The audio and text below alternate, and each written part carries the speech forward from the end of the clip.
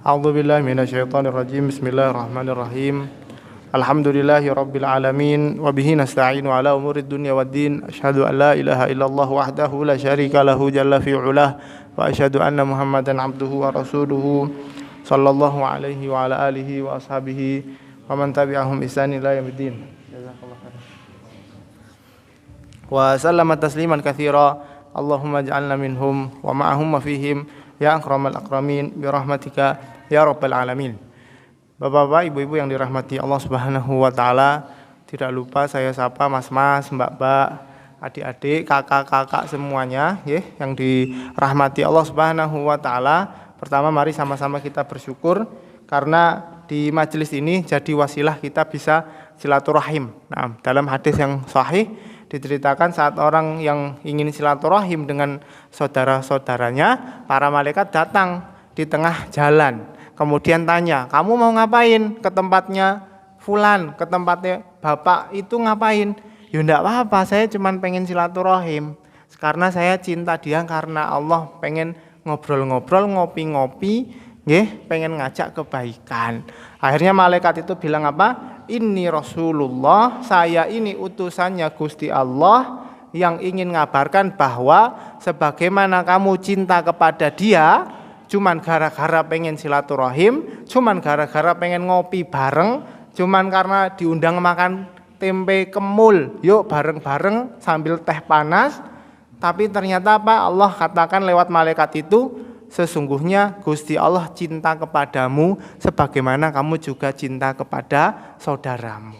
Jadi ternyata mencintai saudara kita karena Allah Subhanahu wa taala wujudnya bisa ngopi bareng, makan bareng, duduk cerita ngalor ngidul enggak jelas, tapi dasarnya cinta karena Allah sesama muslim, itu bisa jadi sebab Allah ikut cinta kepada kita semua.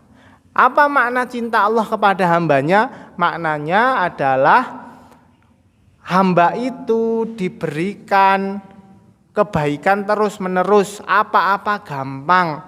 Yang bisnis ketemu rekan bisnisnya ya selalu tepak. Kemudian ketemu orang kenalan baru ya orang baik. Di jalan gak ketemu rampok, jambret, begal, apa-apa Allah mudahkan. Itu tandanya Gusti Allah cinta kepada seorang hamba.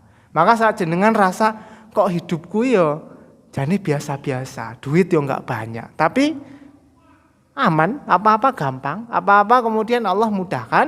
Nah, itu salah satu tanda Allah Subhanahu wa taala cinta kepada hamba tersebut. Enggak harus Gusti Allah cinta terus dikasih rumah besar, dikasih mobil berunit-unit, enggak selalu dikasih dalam bentuk rezekinya duit saja, tetapi apa? Ketenangan, tenang jenengan di rumah makan gorengan enak banget, hujan-hujan rintik-rintik sambil ngopi seruput. Wah, itu ya nikmat. Banyak orang punya banyak duit ratusan juta miliaran, mau makan gorengan takut diabetes, kolesterol dan lain sebagainya. Nikmat. Gampang saja hidup itu apa?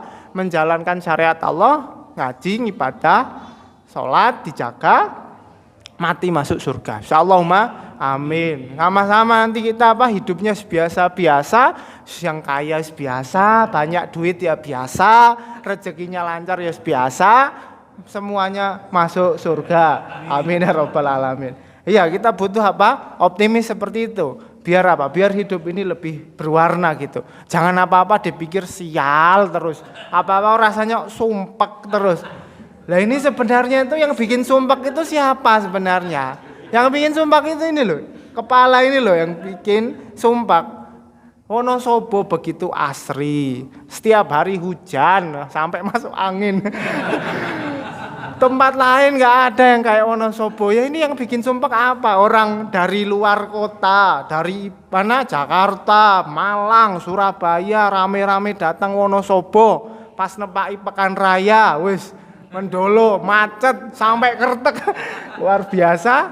Itu mereka alasannya datang ke Wonosobo kenapa? Ya karena Wonosobo enak, gunung di mana-mana, cuacanya nyaman. Kalau orang Wonosobo kok rasanya sial, sumpek terus, itu bukan salah Wonosobonya nggih, bukan salah takdir Gusti Allah buat kita sama-sama hidup di sini, tapi apa? Ya karena hati kita mungkin yang kurang bersyukur ya. Dan itu janjinya iblis kepada Gusti Allah Subhanahu wa taala yang nanti kisahnya mau kita bacakan saat iblis dikeluarkan dari surga karena menggoda Nabi Adam dan keluarganya. Sampai apa? Summala'atiyannahum mim baini aidihim, dan tak goda bakalan anak cucu Adam dari depan, wa min khalfihim dari belakang, wa an aimanihim dari kanan, wa an syama'ilihim dari kiri. Pokoknya komplitan. Wala tajidu aktsarahum syakirin, dan engkau Gusti Allah tidak akan dapati hambamu itu yang banyak syukur. Apa-apa sambat, apa-apa kok enggak sabaran, apa-apa mengeluh. Itu termasuk apa?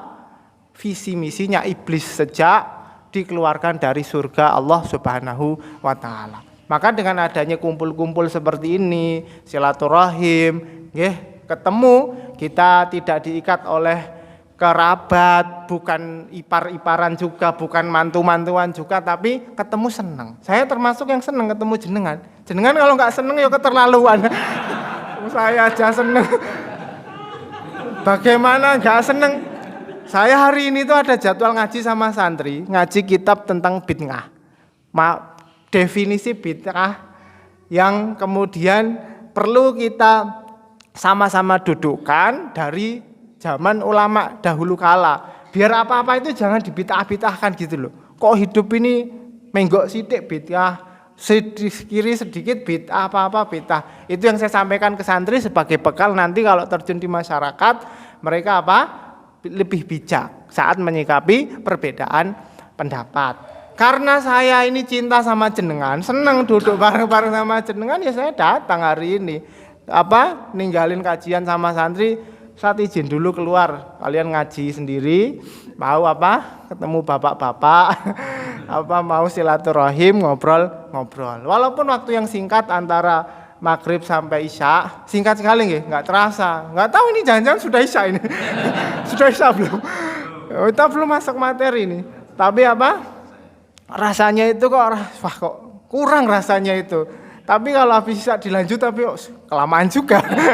Ya sudahlah, sedang-sedang aja, sedapatnya berapa, semoga Allah Subhanahu wa taala mudahkan. Dan kajian tentang bid'ah itu menarik ya. Saya ini tawarkan ke para panitia dimanapun kajian yang ada, kajian tentang bagaimana kita mendudukan definisi bid'ah itu menjadi penting saat kemudian kita itu hidup sesama muslim. Kalau hidup sesama orang kafir kan jelas, saya muslim, saya surga. Jenengan kafir nggih monggo, pilihannya sendiri-sendiri. Tapi sesama muslim itu kadang kita godaan setannya itu masuknya dengki, hasad, ngelihat muslim temen yang lain sholatnya rajin gitu, tapi dia sholat sarungan. Kita biasanya sholatnya ya nggak terlalu rajin, tapi kita nggak sarungan, nggak isbal. Ada pembahasan seperti itu, tidak di bawah mata kaki. Cuman gara-gara dengki, dasarnya itu dengki, bukan gara-gara ngelihat sarungnya di bawah mata kaki. Perkara sarung di bawah mata kaki itu ya ngobrol sambil ngopi bisa lah. Tapi perkara dengki itu kadang nggak kelihatan, nggak diungkapkan, tapi kemudian dimunculkan dalam sikapnya. Apa-apa salah, kamu itu ngajinya bener apa enggak toh? Kamu kok kayak gini dan lain sebagainya. Itu setan yang munculkan sikap saling dengki itu. Padahal kita sama muslim itu harus adanya saling bantu. Beda lumrah lah, beda kepala, beda pendapat.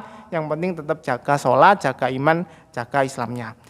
Bapak-bapak, ibu-ibu yang dirahmati Allah Subhanahu wa taala, saya langsung masuk ke materi. Takut nanti banyak ngobrol udah isya. Ini tentang apa? Judulnya apa nggih? Saya belum lihat. Kisah keteladanan nggih. Kisah para nabi. Itu tulisannya pakai H ya, nabi gitu ya. Saya enggak tahu ya itu apa sesuai. Oh. Saya enggak tahu apakah itu sesuai KBBI, tapi setahu saya nabi enggak pakai H. Santri itu saya ajarin untuk nulis makalah ilmiah. Ternyata banyak yang enggak bisa nulis huruf kapital. Terus tak bilangin, "Kamu kok bisa salah ya nulis kapital huruf besar huruf kecil?" Wah Nusat, belum terbiasa, ya nanti dibiasakan ya. Malu-maluin lah kamu tuh. Malu-maluin, masa orang Indonesia nulis bahasa Indonesia kok gak bisa. Ya. Maksudnya kalau memang itu salah, tolong nanti dibenarin. Nanti takutnya kesalahannya dinisbatkan ke saya. Saya enggak tahu menahu lagi. Wes intinya pokoknya kita ngaji kisah keteladanan para nabi.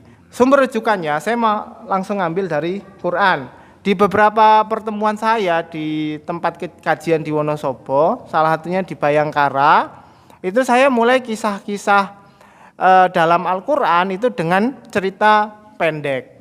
Tapi di kajian ini karena judulnya kisah para nabi keteladanan ngoten nggih, berarti saya akan berusaha mengungkapkannya sesuai zamannya nabi tersebut. Artinya kita mau bahas dari Nabi Adam alaihissalam terlebih dahulu, dan yang menarik saya mau bahas ini sesuai urutan turunnya surat. Misalkan kisah Nabi Adam itu dalam Al-Quran ada di 7 tempat. Ya di Al-Baqarah ya ada, di Al-Kahfi ya ada, di surat Shad ya ada, surat yang lain ya ada. Tapi secara urutan menurut jumhur ulama, dan ini pendapatnya Imam Suyuti yang punya kitab Al-Itqan fi Ulumil Quran, urutannya itu surat Shad duluan. Makanya nanti kisahnya akan saya bahas di surat Shad dulu. Dan secara urutan surat Al-Baqarah itu terakhir turunnya, karena surat Madaniyah.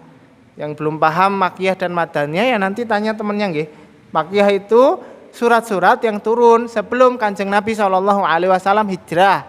Surat Madaniyah yang turun setelah Nabi SAW hijrah ke Madinah. Makanya disebut Madaniyah. Al-Baqarah itu Madaniyah, turunnya terakhiran. Berarti nanti pembahasannya paling terakhir.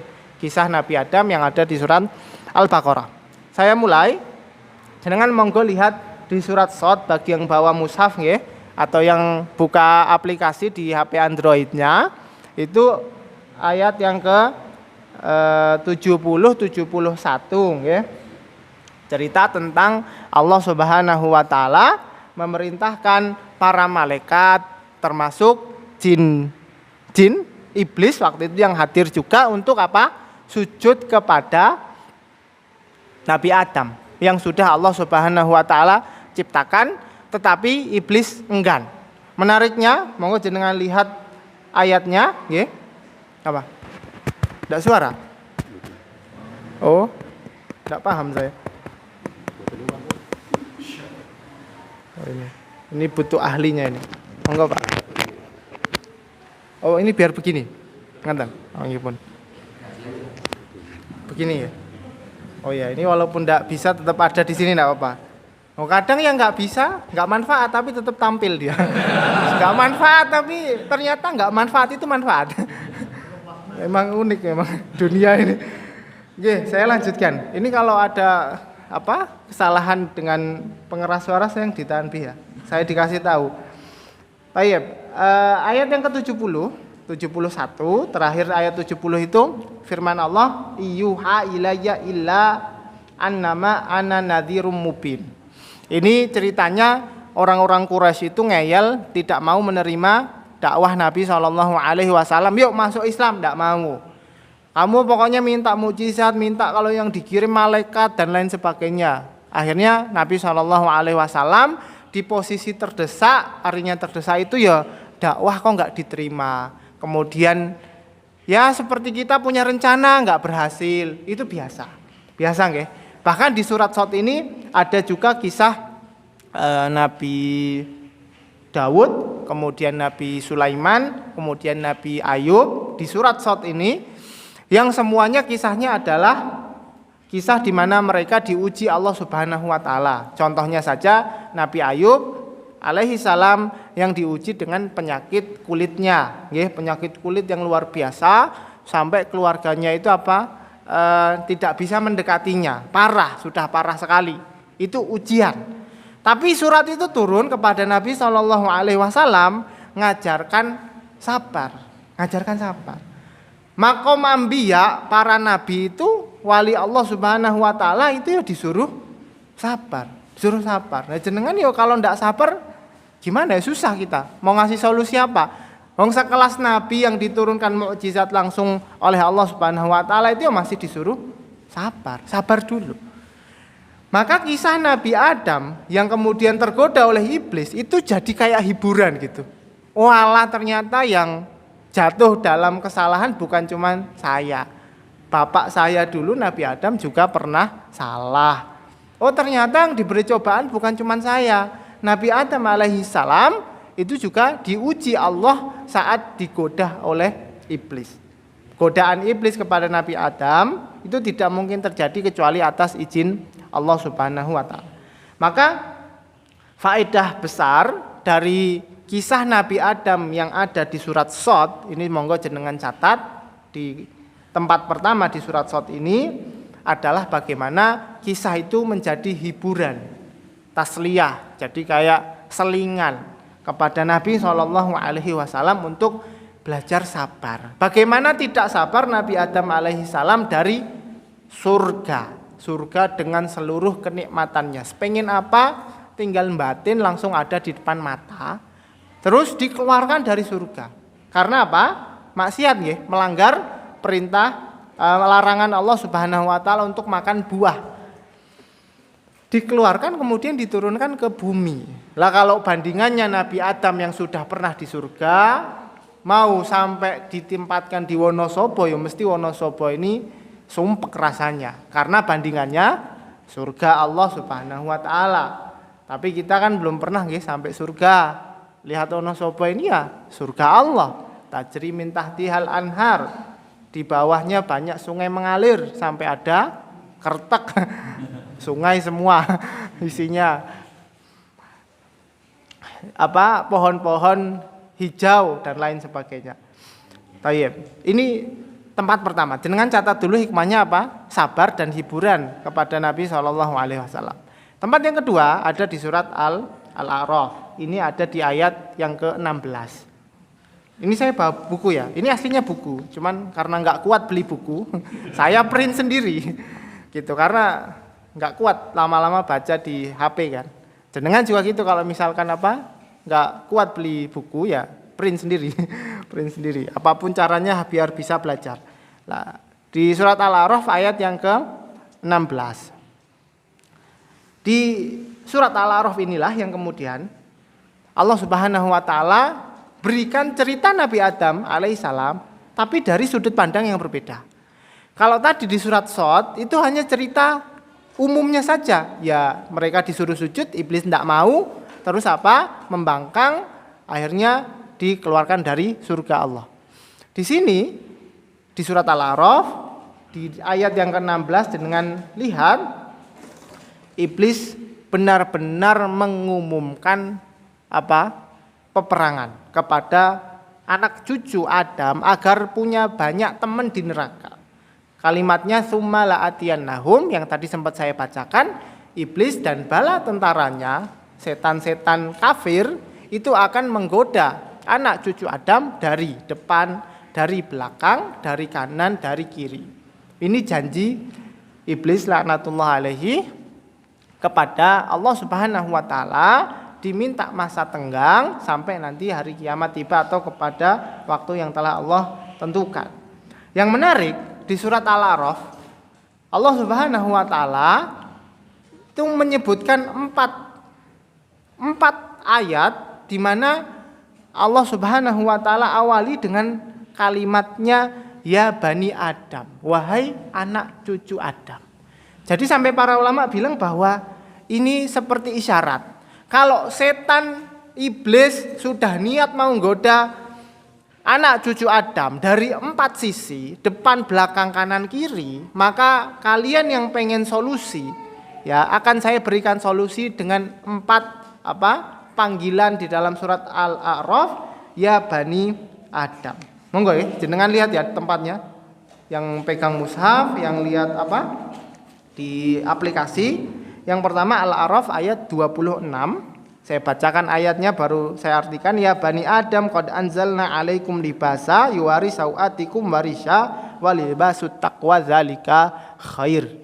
Wahai anak cucu Adam, telah kami turunkan kepadamu pakaian untuk menutup aurat.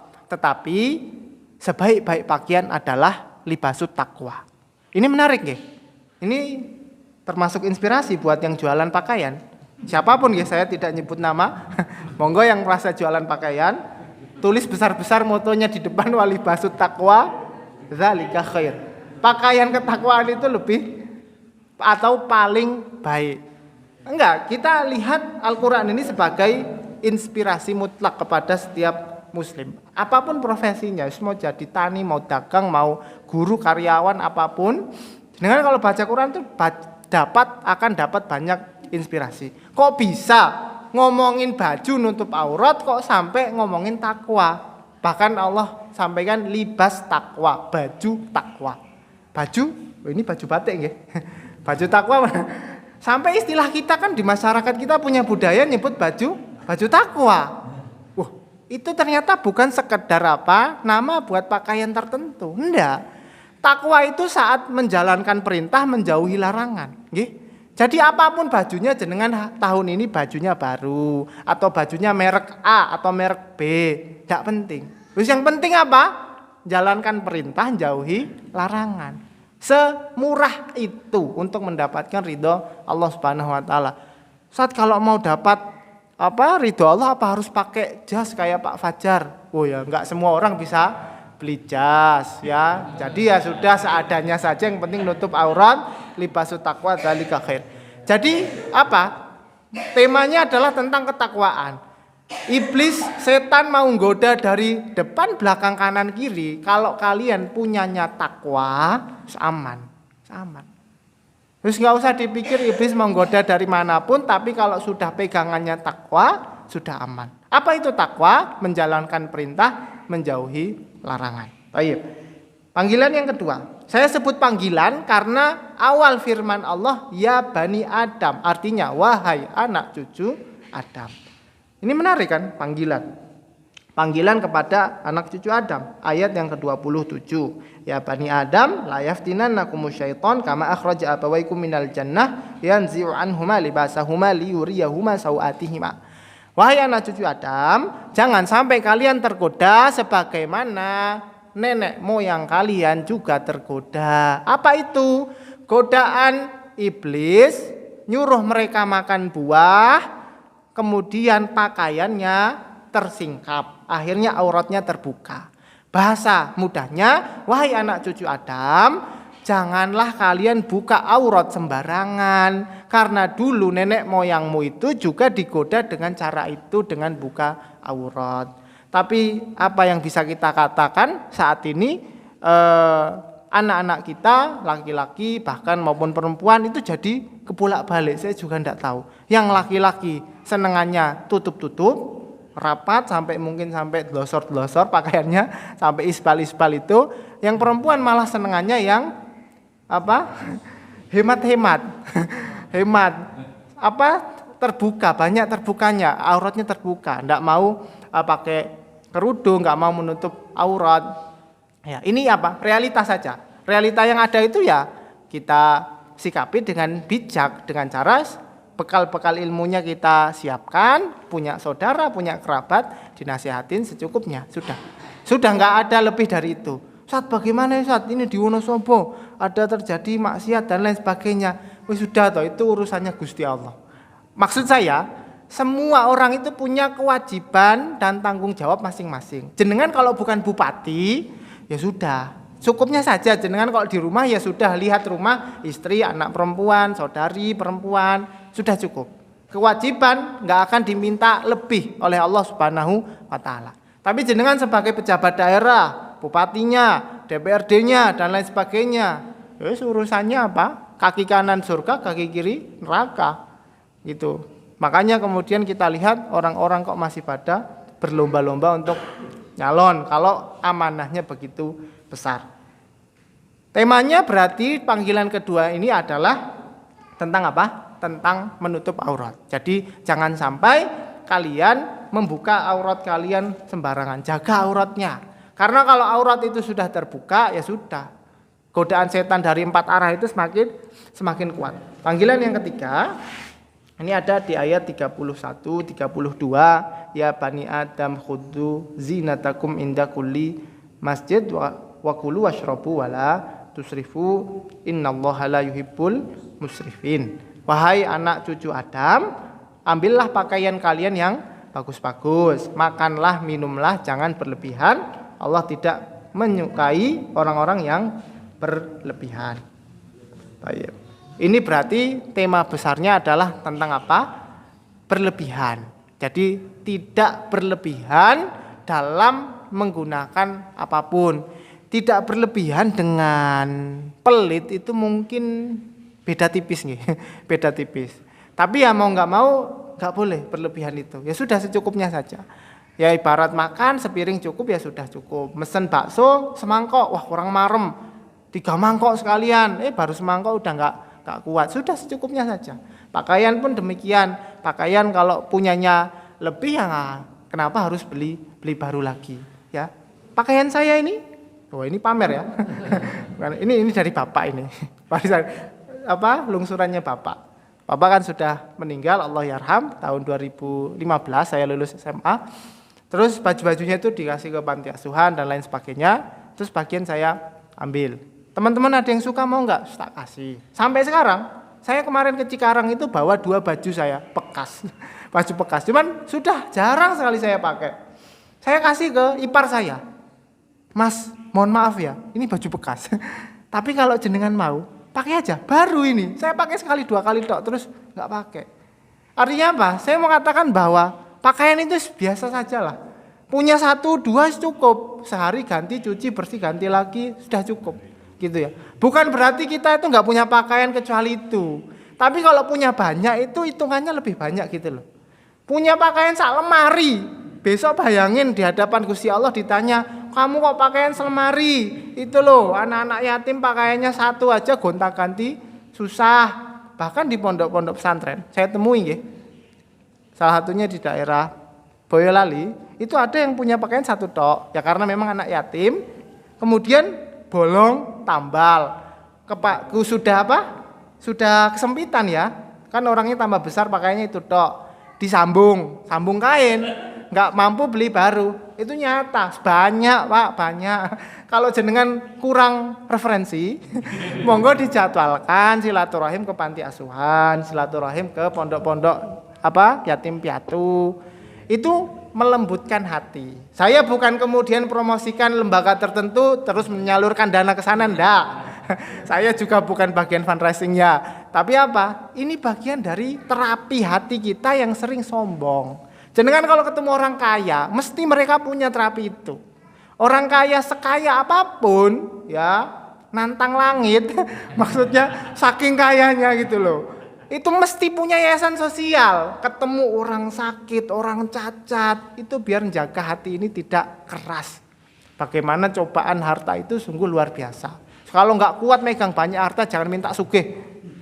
Takut hisapnya berat. Tapi kalau jenengan sudah biasa sugih, monggo. Asa sugih. Nak sultan enggak sugih. Baik. Gitu ya. Intinya kepada tidak usah berlebihan, sudah secukupnya.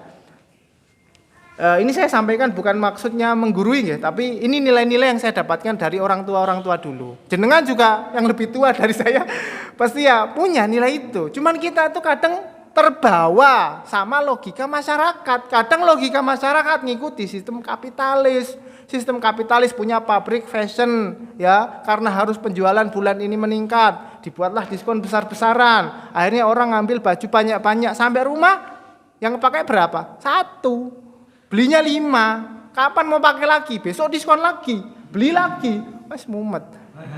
Itu menguntungkan satu pihak, tapi di sisi saat kita lihat butuh apa enggak ya, berlebihan apa enggak ya, itu kan nilai-nilai yang diajarkan bapak ibu kita dulu, yang hidupnya sederhana, apa-apa ada gitu, mau umroh ada, mau haji ada, anak sekolah ada, alhamdulillah. Kemudian panggilan yang keempat ini ada di ayat 35. Allah Subhanahu wa taala berfirman, "Ya bani Adam imma ya'tiyannakum rusulum minkum yaqussuna 'alaikum ayati famanittaqa wa aslaha fala khaufun 'alaihim wa lahum yahzanun." Ini janji bagi orang yang memenuhi syarat ini, kata Allah Subhanahu wa taala, anak cucu Adam, kalian kalau pengen fala khaufun 'alaihim wa lahum yahzanun, enggak takut, enggak sedih, enggak galau. Zaman sekarang ada istilah galau lagi. Kadang istilah baru itu bikin penyakit baru. Akhirnya orang nggak tahu galau itu apa, tersebar di media sosial. Galau nih, gabut nih. Anak-anak muda terus galau ya apa ya? Galau tuh ini nih. Oh iya, saya galau juga. Malah marah penyakit malahan. Istilah baru tuh bukan terus bawa kebaikan kok, malah buat penyakit baru. Aslinya orang nggak kenal galau, hidupnya biasa-biasa. Kenal galau malah galau tiap hari. Galau ya apa toh? Ya sedih, ya takut, khawatir tentang masa depan, padahal masa depan itu bagian dari takdir Allah, rahasia. Tapi kalau kalian pengen ndak takut, ndak sedih, ini syaratnya. Apa itu? Jika datang kepada kalian rusulun, utusan Allah Subhanahu wa taala, maka jawablah. Artinya apa? Nabi SAW datang bawa syariat Islam, sudah kerjakan. Famanittaqa wa aslah, sudah iman takwa ngikutin Nabi SAW, ndak bakal takut, ndak bakal sedih. Akhirnya solusinya yang diberikan Allah Subhanahu wa taala simpel, sesimpel itu. Saat kita tahu panggilan pertama tadi apa? Tentang takwa. Panggilan kedua tentang nutup aurat. Tentang kemudian yang ketiga tentang tidak berlebihan, ya. Yang ketiga menjawab dakwah panggilan Nabi Shallallahu alaihi wasallam.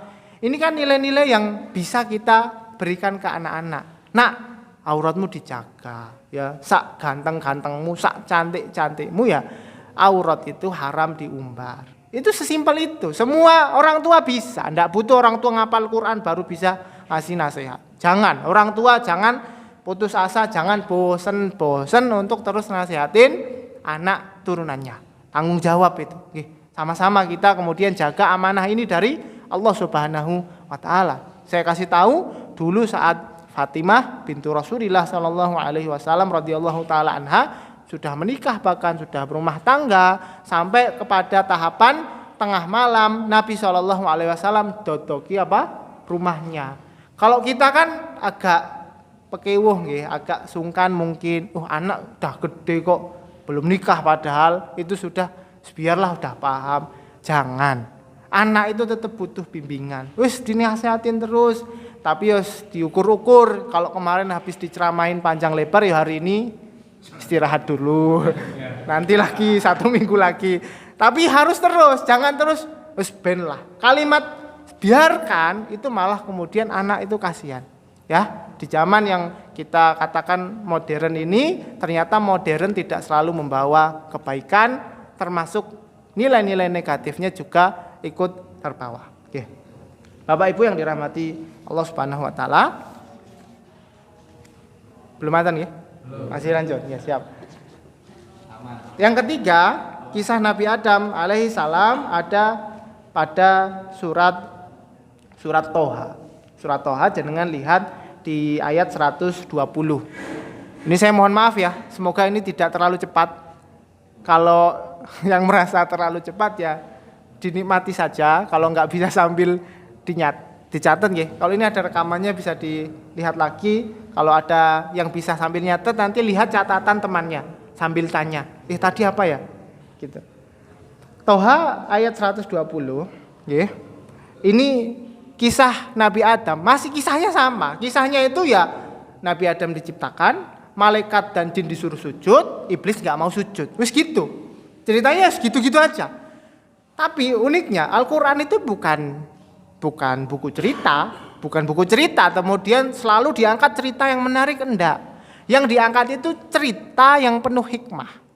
Dan hikmah itu dijadikan petunjuk. Hudalil mutakin ya.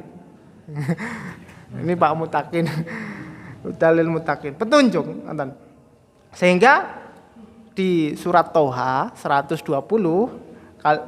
kita akan dapati bahwa Allah Subhanahu wa taala berfirman, fawaswasa ilaihi syaiton qala ya Adamu. Ini iblis datang goda Nabi Adam. Wahai Adam, itu loh ada buah. Kalau dalam riwayat kan ada yang bilang buah khuldi nggih. Pokoknya buah itu yang dilarang, makan loh itu. Buah itu yang menyebabkan kamu akan mendapatkan 2 hal. Apa itu? Bisa kekal. Kekal nggih. Yang kedua, punya surga dan seisinya. Artinya kepemilikan. Kekal dan kepemilikan. Ini 2 penyakit Tapi itu jadi fitrahnya manusia. Ya manusia itu ya senengnya ya kalau kemudian mapan ya mapan terus. Kalau misalkan punya umur suruh milih mau hidup berapa tahun ya 1000 tahun. Atau kurang ya selebih pokoknya. Terus pengen punya kepemilikan yang banyak. Punya ini, punya itu. Itu fitrah. Tidak masalah. Yang jadi masalah ternyata itu jadi dua jalan setan dan bala tentaranya menggoda anak cucu Adam. Makanya masuk bab itu harus hati-hati. Oh, di bab ini gimana ini? Ini sudah keluar dari koridor syariat belum? Ini sudah masuknya hawa nafsu belum? Ini sudah masuknya godaan setan belum? Apa kata Allah Subhanahu wa taala menceritakan godaannya iblis? Hal adulluka ala syajaratil khuldi wa mulkil la yabla. Mau enggak kamu tak kasih tahu syajaratil khuldi, nek kamu makan buah itu kamu bisa kekal di surga. Padahal yang kekal di surga itu sudah janjinya Allah. Enggak perlu dijanjikan sama iblis. Wa mulkil la yabla, dan kepemilikan kerajaan yang tidak ada habisnya. Punya harta melimpah enggak ada habisnya. Itu dari nenek moyang kita ya lumrahnya kayak gitu manusia itu. Kalau ada yang bilang enggak Ustadz saya sudah bisa menjaga diri, saya enggak suka, dikasih duit juga enggak mau. Biasanya itu bohong biasanya. Mau lah, masa enggak mau, cuman maunya beda gitu aja, maunya enggak minta-minta, maunya dikasih langsung. Maksudnya itu fitrah manusia. Kita terus tidak menafikan itu sebagai fitrah kita. Manusia ya cinta seperti itu. Cinta dunia takut mati. Tinggal kita mengolah gimana umur yang masih ada buat ibadah, harta yang ada itu kita tasarufkan sesuai perintah Allah Subhanahu wa taala. Kisah itu memberikan kita dua pelajaran penting tadi ya, bahwa manusia itu cinta yang namanya kekal dan kepemilikan. Yang menarik saya bahas lebih dalam terkait kekal dan kepemilikan itu ternyata menjadi ciri utama kapitalis. Ya kita hidup di mana ya muncul perusahaan-perusahaan raksasa yang marketing mereka itu didasarkan kepada pengen kekal, pengen punya semuanya diambil. Kan kayak gitu kan. Ibarat buka toko aja, kalau datang pemain luar itu pengennya langsung menguasai pasar. Buka yang besar, warung-warung sekitarnya langsung tutup, kalah. Jenengan selaku pelaku seperti itu insya Allah paham. Lihat realitanya di tengah masyarakat. Artinya ngambil semuanya, kemudian pengen kekal. Pokoknya nggak ada habisnya. Tapi yang menarik itu ternyata diajarkan kepada anak-anak kita lewat sekolah-sekolah formal. Makanya kita sebagai orang tua itu yang harus ikut membimbing. Jangan pasrah bongkoan sama sekolahan manapun, bahkan pondok pesantren. Kewajiban kita didik anak itu paling utama ya orang tua. Bukan berarti jenengan titipkan ke pesantren, wah alhamdulillah sudah mondok.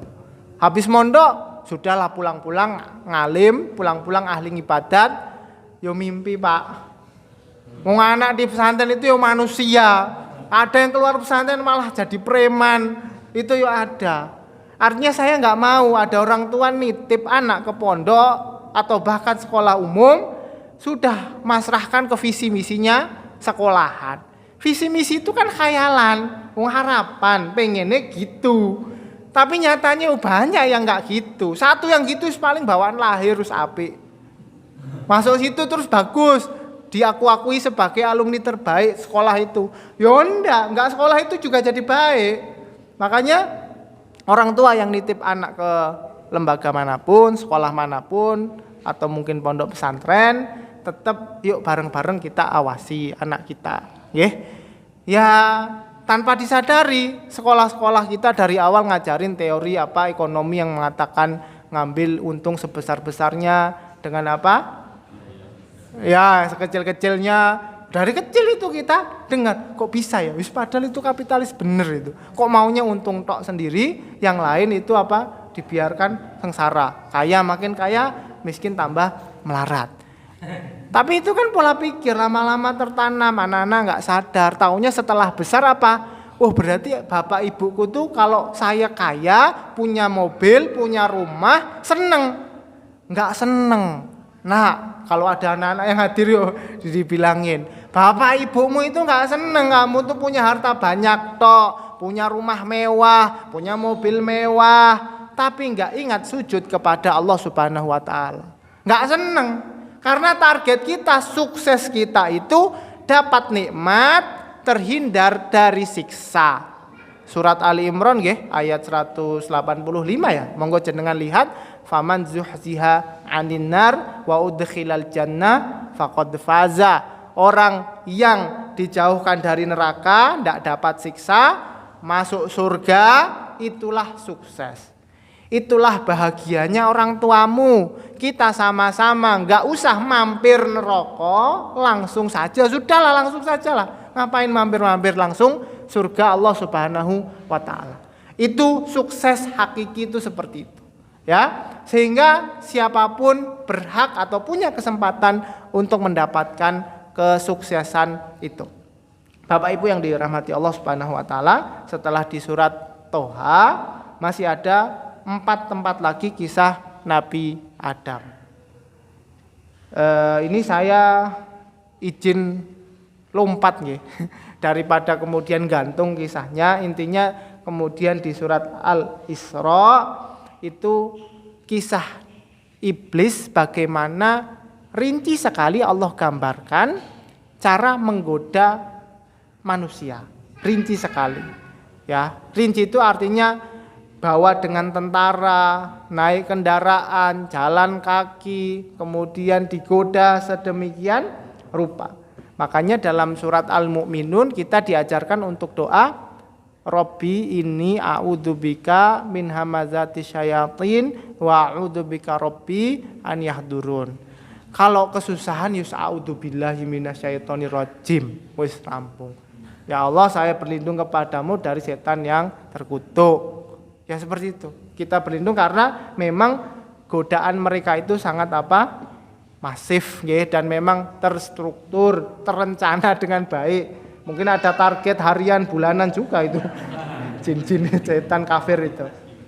Nggih, kemudian di surat Al-Hijr ini di ayat 28 ayat sampai 33. Ini cerita tentang bagaimana Allah Subhanahu wa taala ciptakan Nabi Adam. Kalau di sebelum-sebelumnya tidak disebutkan diciptakan dari tanah liat, ini langsung Allah Subhanahu wa taala sebutkan min solin min hamain masnun. Al-Hijr ayat 28 sama ayat 33. Iblis, kenapa kamu nggak mau sujud sama Adam? Mau ngapain saya sujud sama makhluk yang kau ciptakan dari tanah liat, yang tanah liat itu dari tanah yang hitam. Tanah liat nggih. Cara orang sini tanah apa? Lempung nggih, dari lempung. Lempung yang kita tahu bahwa tanah liat itu punya 2 sifat kalau sudah kering. Disebut tanah liat kan kalau lempung itu sudah kering ya. Sifatnya itu pertama enggak kokoh. Ya, enggak kokoh, artinya kalau jatuh kan pot tanah liat itu pecah. Kemudian dia juga tidak bisa menjaga dirinya sendiri. Dia ringkih sekali dan tidak bisa menjaga dirinya sendiri. Yaitu akhirnya jadi tabiatnya manusia. Tabiat manusia itu akhirnya lemah. Ya, sekedar diucapkan perkataan buruk kemudian karakternya kena, mentalnya kena, jadi down. Makanya baca Quran, ikut pengajian itu termaksud cara kita menguatkan mental kita, mental semakin kuat. Yang keenam ada di surat Al-Kahfi, yang ketujuh kisah Nabi Adam ada di surat Al-Baqarah. Seingat saya yang di surat Al-Kahfi sudah pernah saya singgung. Apa itu? Bagaimana Allah Subhanahu wa taala menceritakan bahwa Al-Kahfi yang disunahkan dibaca setiap Jumat, ya biar kita ingat terus, di Al-Kahfi ada kisah yang punya kebun terlena dengan hartanya. Kemudian ada kisah Nabi Adam yang tergoda dengan godaannya iblis. Artinya manusia akan terus digoda dengan 2 godaan ini. Godaan hartanya sendiri, hawa nafsunya, godaan syubhat dari iblis dan para tentaranya, setan manusia, setan golongan jin. Fitnah syahwat dan fitnah syubhat. Artinya ya sudah, manusia bagaimana cara menjaga dari itu, belajar dari kisah Nabi Musa yang ngaji sama Nabi Khidir. Artinya biar selamat dari fitnah syahwat, biar selamat dari fitnah syubhat, harus punya jadwal ngaji rutin. Sekelas Nabi Musa alaihissalam itu yang ngaji sama Nabi Khidir, yang ceritanya punya ilmu laduni itu. Ya. Baik, adapun di tempat yang terakhir yaitu surat Al-Baqarah, ini kisahnya pasti sudah jenengan sering dengar bagaimana Allah ceritakan apa? Inni ja'ilun fil ardi khalifah. Nah, saya Allah Subhanahu wa taala ingin menunjuk khalifah, orang yang memimpin memakmurkan bumi Allah Subhanahu wa taala. Siapa itu? Nabi Adam. Bagaimana caranya? Wa 'allama Adamal asma'a kullaha. Allah Subhanahu wa taala ajarkan kepada Nabi Adam nama-nama. Artinya itu ilmu. Manusia, anak turunannya Nabi Adam, saat ingin jadi pemimpin, ingin sukses jadi pemimpin di bidang pertanian, jadi pemimpin di bidang bisnis dagang, jadi pemimpin di sekolahan, ingin jadi pemimpin dalam dunia karirnya, maka ilmu itu jadi bekal utama. Wa 'allama Adamal asma'a kullaha. Berarti tema besarnya di surat Al-Baqarah itu adalah ilmu. Setelah di surat Al-Kahfi ada fitnah atau godaan iblis, di surat Al-Baqarah itu ada ilmu. Jenengan monggo bayangkan kalau jenengan jadi nabi, dan itu mustahil nggih. Ini hanya khayal-khayal saja, kita ngalol ngidul aja pembicaraannya. Awal dakwah Nabi SAW ditentang kafir Quraisy. Datang kisah Nabi Adam di surat Shad, suruh sabar. Kemudian begitu terus urutannya sampai pada Al-Baqarah. Oh, intinya adalah ilmu. Jadi bagaimana Nabi SAW ditunjuknya sebagai Rasulullah, utusan Allah Subhanahu wa taala, itu sangat merasa ditemani oleh wahyu Allah Subhanahu wa taala yang terus turun. Makanya para sahabat itu nangis yang menjadi-jadi saat kemudian Nabi SAW wafat. Kenapa mereka nangis? Wong Kanjeng Nabi itu kan kalau wafat mesti surganya kan mesti. Bahkan surganya yang paling tinggi. Wong kayak kita kalau mati orang nangis itu ya karena nggak jelas mau surga apa neraka. Wong Kanjeng Nabi orang paling soleh itu kan mesti surganya loh. Kenapa ditangisi? Daripada di dunia sengsara mendingan langsung surga. Tapi yang menarik saya ceritakan, ini kisahnya Ummu Aiman. Siapa itu Ummu Aiman? Ummu Aiman adalah budak dari keluarganya Nabi SAW. Setelah meninggalnya bapaknya Abdullah, akhirnya Muhammad SAW kecil diasuh oleh budanya Ummu Aiman itu. Setelah besar, Nabi Muhammad kemudian membebaskannya. Setelah dibebaskan, dinikahkan sama Zaid bin Harithah. Lahirlah anaknya namanya Usamah bin Zaid.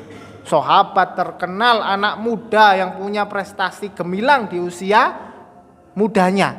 Usamah bin Zaid, nanti jenengan lihat sendirilah di YouTube apa di mana biografinya Usamah bin Zaid. Itu ibunya namanya Ummu Aiman.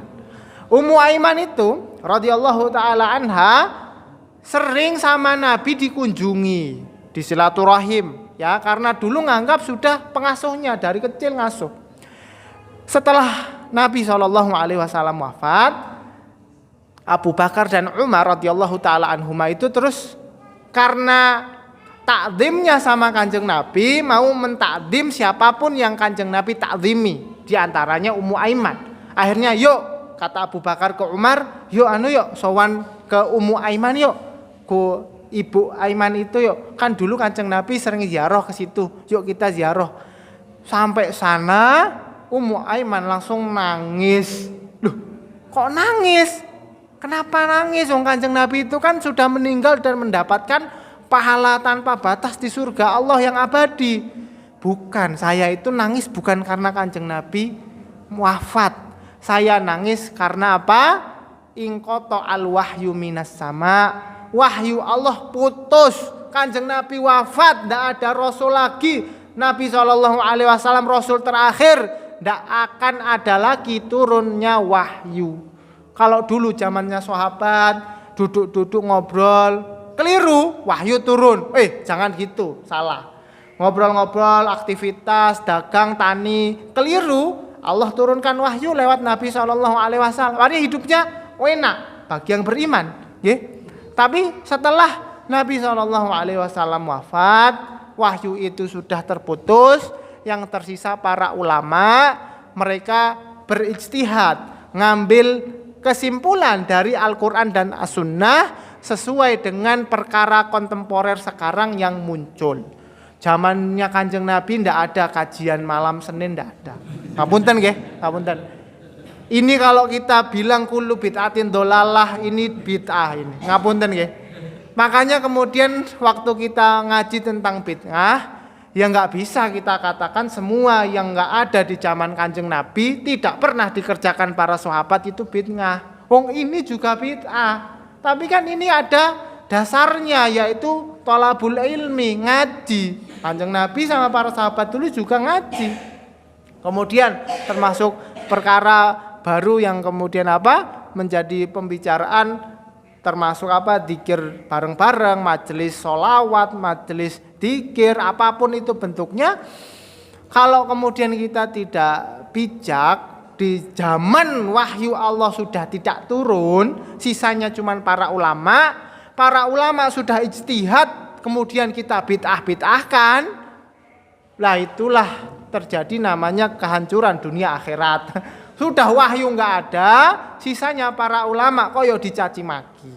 Makanya di kesempatan yang terakhir ini kita tutup dan nanti kita sholat isya berjamaah. Pesan saya, kita harus bisa jaga adab kepada para ulama kita, menghabiskan umurnya utuh buat khidmat kepada umat dan agama Islam.